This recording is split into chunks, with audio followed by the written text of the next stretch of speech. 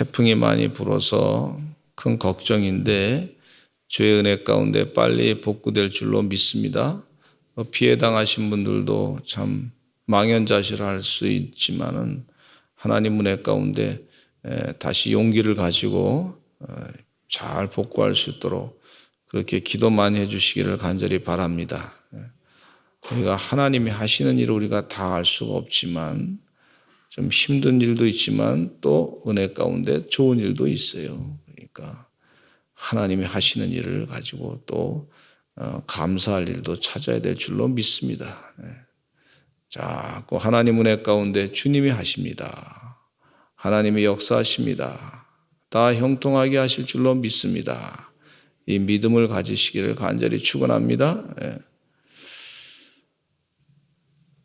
이 고린도 교인들이 참 교만했습니다.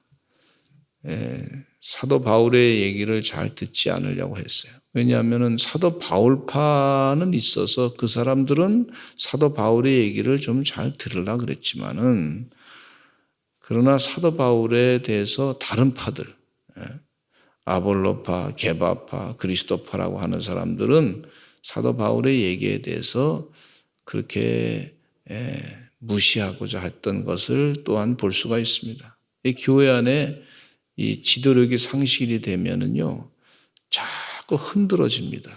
자기가 옳다고 하고 주장하고 그렇게 되는 거예요.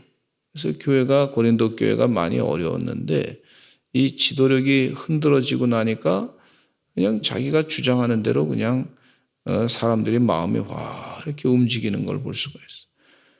그래서 사도 바울이 참 걱정했는데 교회 안에 음행의 연고도 있다. 교회 안에도 뭐 그런 일이 있다 하는 얘기를 들었는데 그것도 부끄럽게 얘기한 것이 아니라 막 서로 자랑하면서 얘기하는 거예요.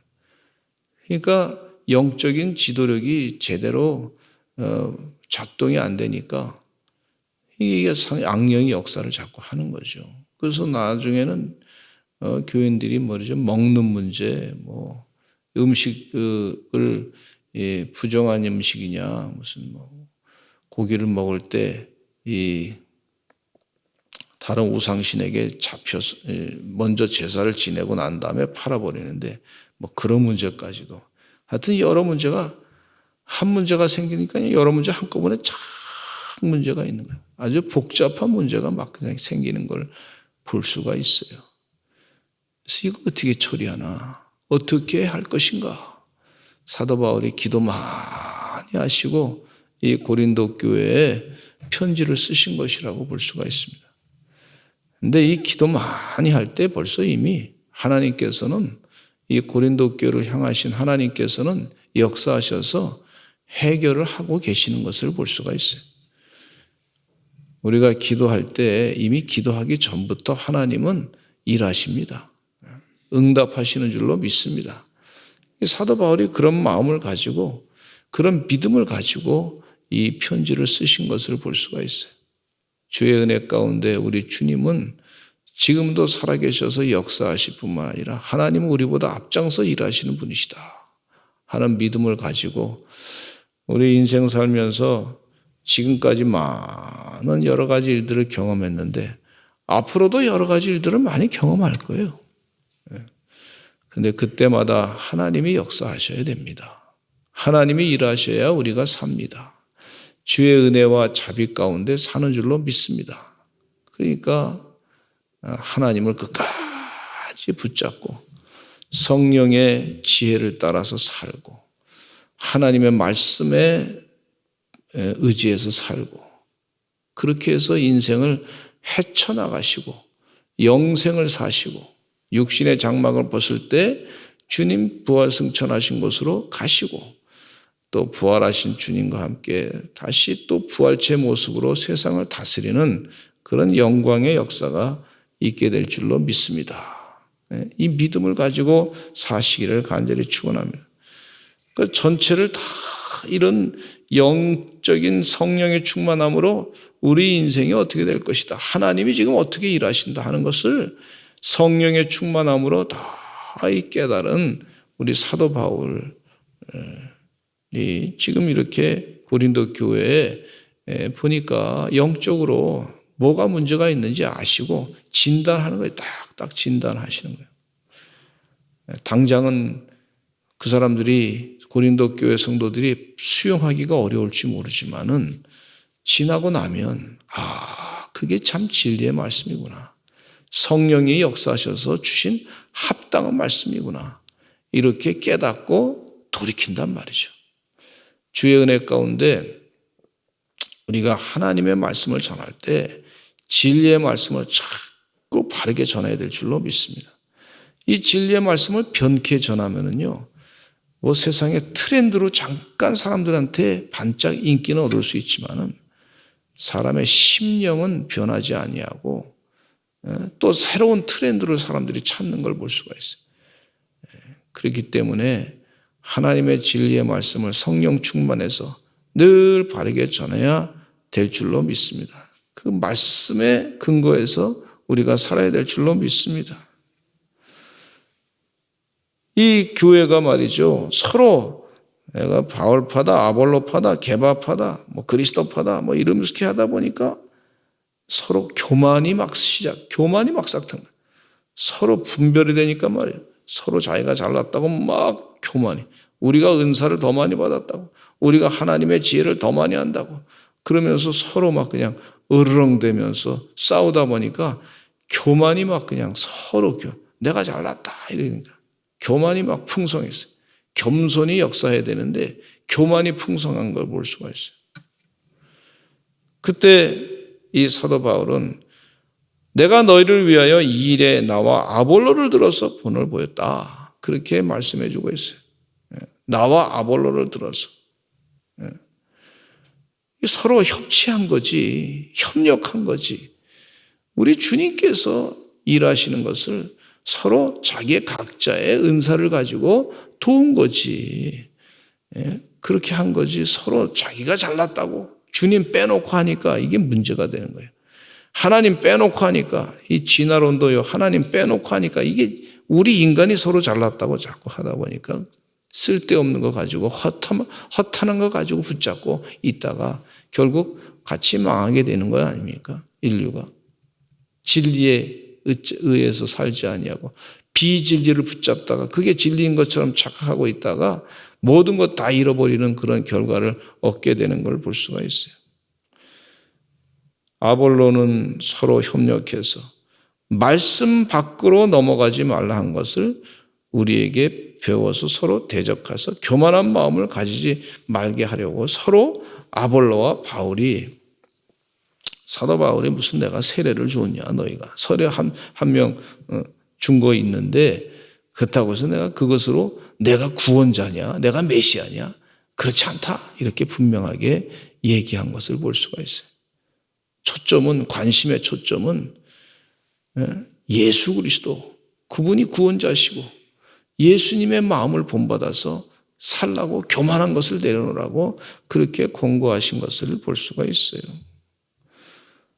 그래서 그렇게 해서 서로 본을 아볼로와 이 선을 넘지 아니하고 아볼로는 자기도 나는 사람이지 내가 구세주가 아니지 않습니까? 이렇게 분명히 자기 입장을 밝힌 거란 말이죠. 그래서 이 서로 선을 넘지 않은 거예요. 선을 넘지 않은 거예요. 말씀에서 선을 내가 신입니다. 내가 최고의 지도자입니다. 뭐 이런 식으로 하다가는 자기 우상화 돼가지고 나를 섬기라 뭐 이렇게 돼버리면 그야말로 이게 마귀의 역사죠. 교회가 망가지는 길이라고 볼 수가 있는데 이 선을 넘지 않은 것을 볼 수가 있어요. 서로 관계 가운데 서로 하나님께서 뜻하셔서 동역자로서 일을 한다. 그런 내용을 가르쳐주고 말씀해주고 있는 것을 볼 수가 있어요. 그러면서 너들도 마찬가지로 왕이 됐는데 왕 같은 제상으로 살아가는데 우리들도 왕과 같이 그렇게 다 똑같이 주님으로부터 대접받는 그런 존재다 하는 것을 잘 말씀해 주고 있어요. 우리 한번 같이 8절에 읽겠습니다. 시작. 너희가 이미 배부르며 이미 풍성하며 우리 없이도 왕이 되었도다. 우리가 너희와 함께 왕 노릇하기 위하여 참으로 너희가 왕이 되기를 원하노라. 우리가 이 왕 같은 제상이다. 다 똑같이 왕 같은 제상이다. 우리 주님께서 우리를 왕으로 세워주셨다. 우리 하나님께서 우리를 예수 믿는 순간부터 왕으로 세워주셨다. 다 그런 대접을 받을 만한 존재들이다. 왜냐하면 예수님의 보혈의 피값으로 우리를 샀잖아요. 세상에 이런 대접을 받는 사람들이 어디 있어? 세상에 이런 큰 대접을 받는, 우리가 다 그런 대접을 받는 사람들이요, 이렇게 설명해 주고 계신 것을 볼 수가 있어요. 그래서 우리만 뭐 더 잘났어, 우리만 더 대접을 많이 받아야 돼요, 이거에서부터 마음을 내려놔라, 그런 얘기입니다. 그래서 고린도 교회의 영적인 문제를 잘 진단하시고 말씀을 전해 주신 것을 볼 수가 있어요. 교만하지 말아야 될 줄로 믿습니다. 근데 교만은요, 가르쳐주지 않아도 순간적으로 빨리빨리 교만해지더라고, 사람이. 이 인간의 죄성이 있어서 그렇습니다. 그래서 늘 겸손하기 위해서 주님의 뜻을 먼저 생각하시기를 바랍니다. 하나님의 애라면 어떻게 하셨을까? 주님의 마음을 내가 힘들게 하지 않을까? 늘 삼가 조심해서 겸손함으로 살아가시기를 간절히 축원합니다. 그러면 때가 되면 하나님께서 높이신다 그랬어요. 높이신다. 하나님이 높여주신다. 하나님이 높여주시는 게 진짜 높여주시는 거예요. 내가 높여지려고 해봐야 오히려 더 교만해가 돼서 마귀가 아주 좋아가지고 말이죠, 그를 아주 높이는 것처럼 착각하게 만드는 거죠. 근데 한순간에 하나님이 내려놓는 것을 볼 수가 있단 말이죠. 하나님의 높여주시는 게 진짜인데 우리가 자꾸 겸손을, 예수님의 겸손을 배워야 될 줄로 믿습니다. 지금 그 얘기에 진단, 영적 진단하는 거예요. 세상의 구경거리가 된 사도에 대해서 말씀해 주고 있는데, 여기 사도 바울이 고난당한 것이 온 세상에 알려졌는데요, 이는 하나님이 우리를 죽이기로 작정한 자같이 끄트머리에 두셨다, 이렇게 표현하고 있어요. 하나님이 사도로 부름받아서 일을 하는데 세상에서 참 멸시당하는 자처럼 아주 끄트머리에 있는 자, 찌꺼기처럼 그렇게 하나님 만드신 거지, 그렇게 함부로 막 그냥 하나님이 하신 거를 함부로 너희가 또 우습게 보지 말아라, 그런 얘기입니다. 그 얘기예요. 이사야 예언자가요 3년 동안 옷을 벗고 다녔어요.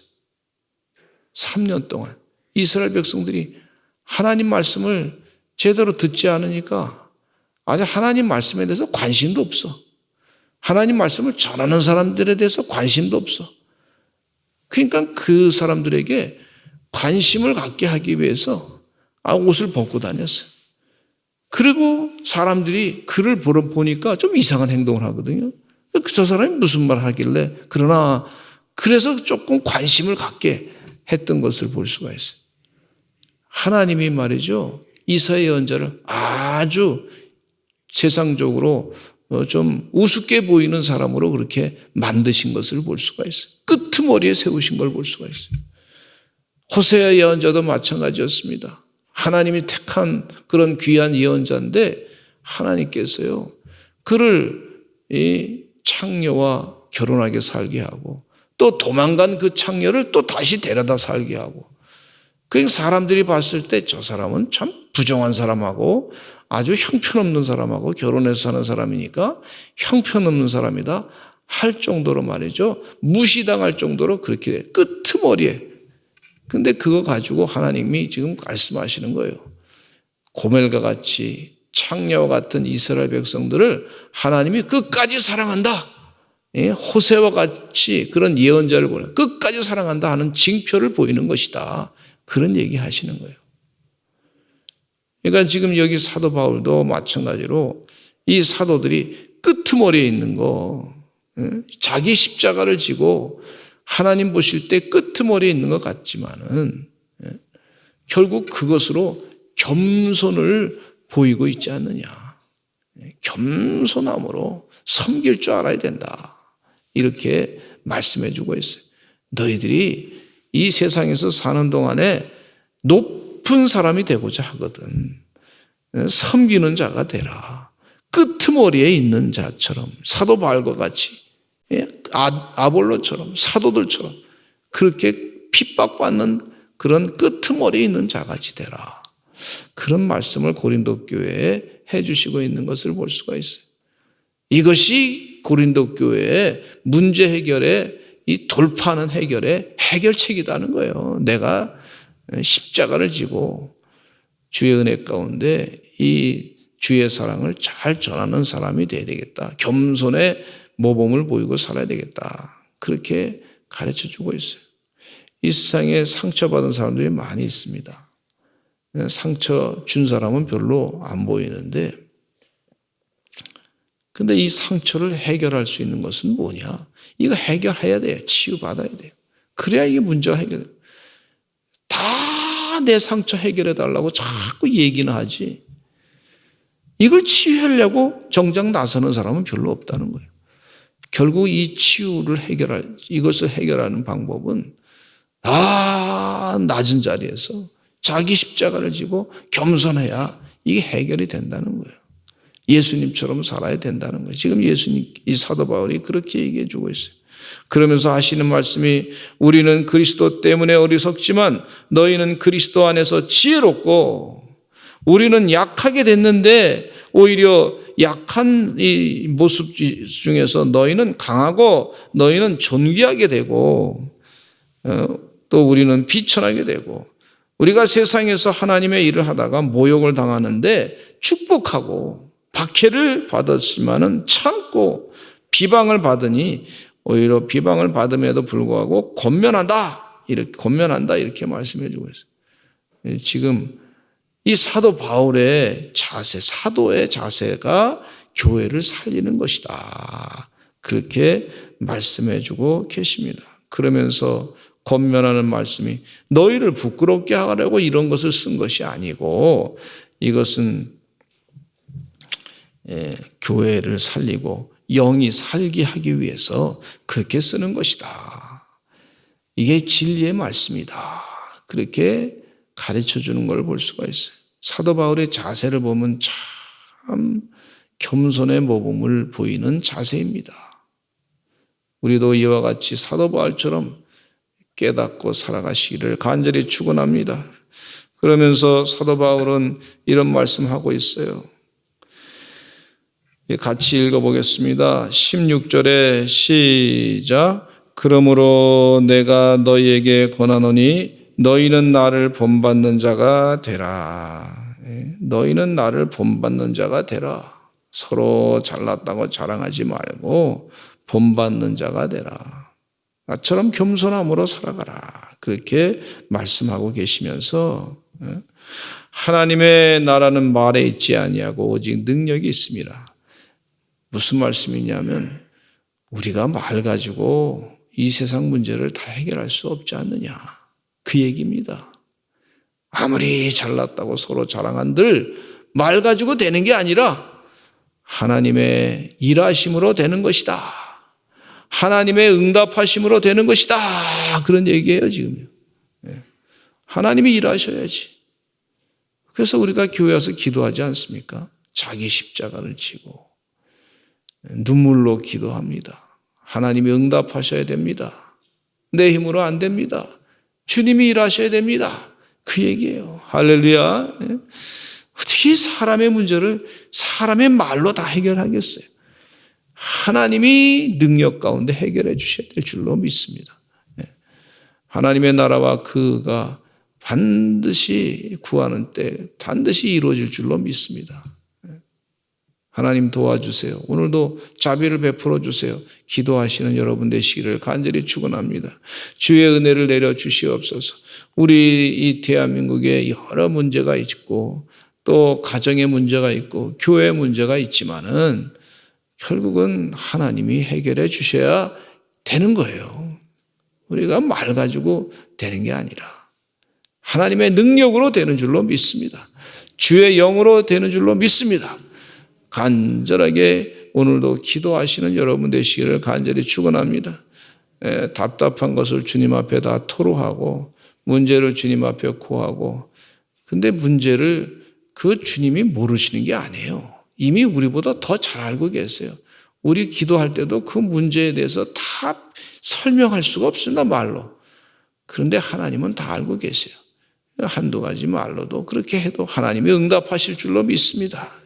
답답함을 토로하고 해결해달라고 기도하고 하나님이 일하시는 것을 다 바라보시는 주의 종들이 되시기를 간절히 축원합니다.